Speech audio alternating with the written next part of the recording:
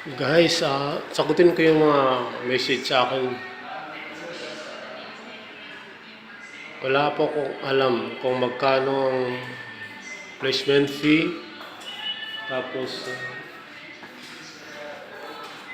mas maganda, lahat ng concern nyo, tanong nyo na lang sa kanila. Kasi nung una kong dating dito, 12 hours ang duty. Tapos ngayon, 8 hours. Unang dating ko, 2015, 12. Ngayon, 8 hours. Depende po yan sa kliyente. Tandaan ninyo, depende po yan sa kliyente.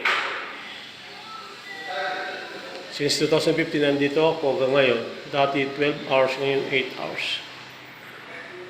Kaya, hindi ko pwede magsabihin sa inyo kung magkano ganito. Depende talaga yan sa kliyente. Mas maganda kung ano yung mga concern ninyo, itanong niyo na lang po. Kasi hindi naman ako employer. Hindi naman ako yung may-ari ng ganito, hindi naman ako mag-interview sa inyo. Kaya lang ako nag-video para maano ko kung ano yung mga hiring dyan.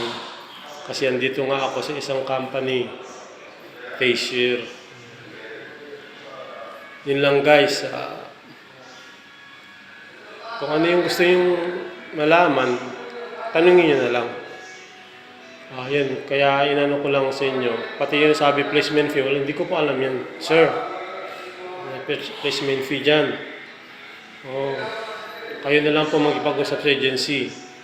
Yun lang po. Maraming salamat at papasok pa.